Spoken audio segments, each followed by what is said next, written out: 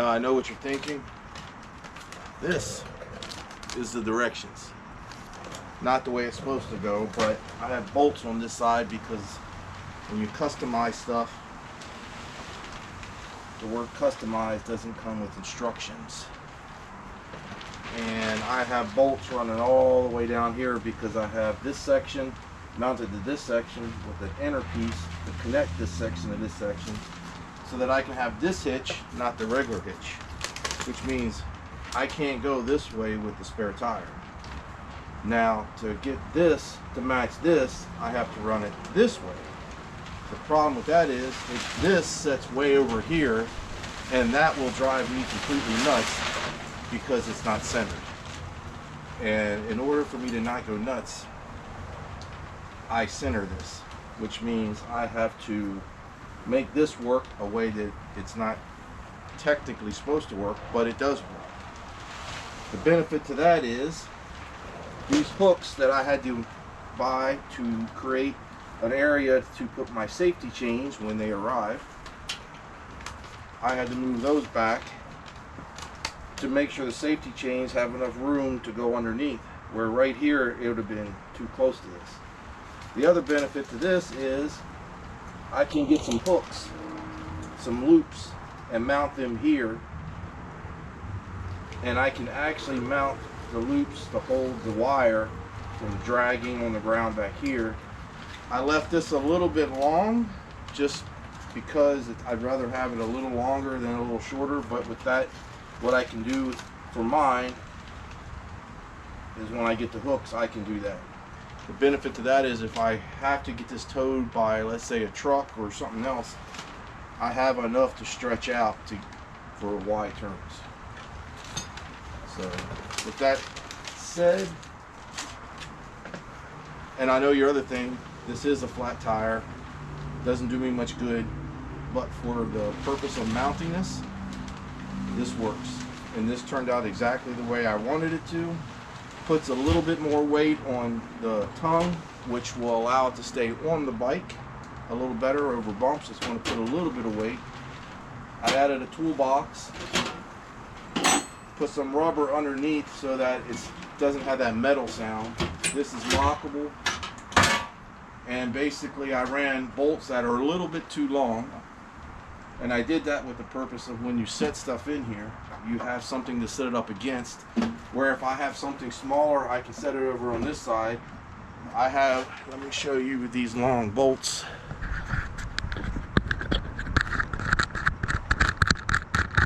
Ooh, this iPad, this thing, or this Max gets. So if you come over here, as you can see, these longer bolts that I use with also the rubber matting serves a purpose. I could have went smaller ones and then they'd be pretty much out of the way. The rubber matting is just a little bit of a give when you drop stuff in here, so you don't hear the clunk, clunk, clunk. But with this space, if you're carrying something that maybe doesn't fit the full length, you can stick it on this side and then it's not going to roll back and forth. It gives something to grab onto. And also this toolbox is just so when I'm traveling, let's say at night I want to lock something away, like lock my phone, or I want to lock a battery so no one can take it. I have a lock.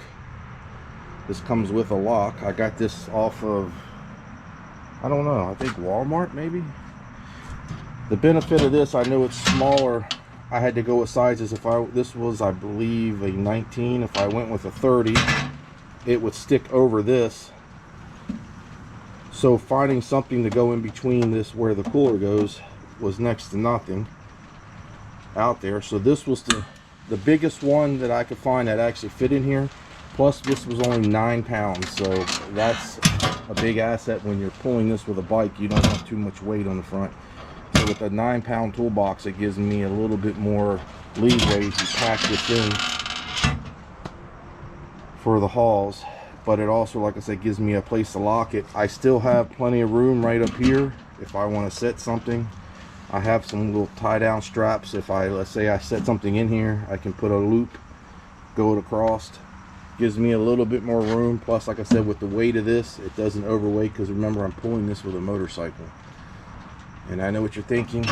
what's my infatuation with pulling a trailer with a motorcycle? I have no idea. When I had go-karts, I built trailers for the go-karts.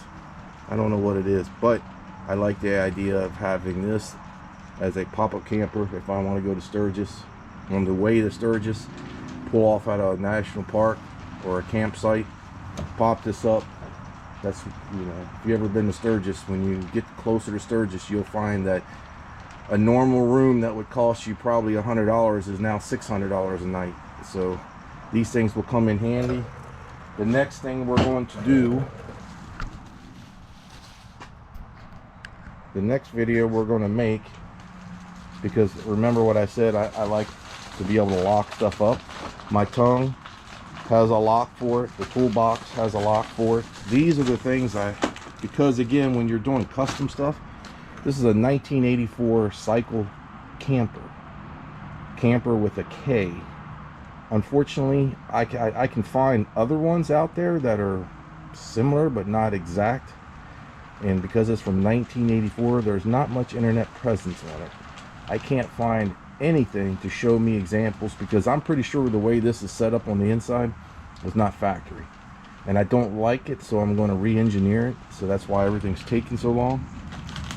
But when you have to get parts, for example, this didn't come with side lights. I had to buy side lights, drill it, the hole, and mount them, because the more lighting the better. With LED, you're using less power, but you're getting out a brighter product. So the other thing now is this lock. Like I said, I bought these on Amazon.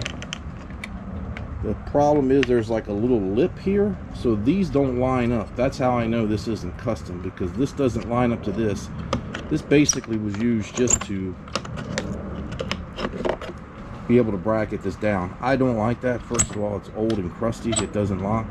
I found these. The issue was with that lip. So if you can see, I need something where I can put it on there. I'm trying to do this with one hand, so not exactly the best. But what I found was these little things. I can take that off, and then I'll re-rivet this on, this little hook. And then once I rivet this little hook on, I can rivet this actually flat. This is adjustable so it can go up, but what the purpose of that is, when it comes down, you see that angle, it could still be in that little J hook. I wish I could hold these both for you, but it could still be in that J hook, and it could still fasten. You can see there's still a lot of give as far as adjustment. But then if you look right there, what that gives me the option of is having locks.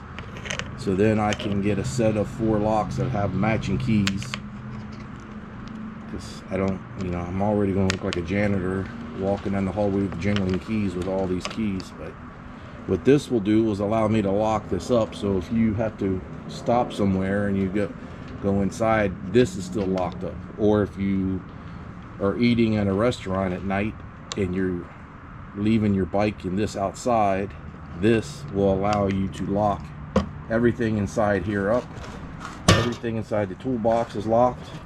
The hitch is locked to the bike. The bike has the same locks for the tour pack, the saddlebags, and the ignition. Everything's completely locked and secure. You have nothing to worry about.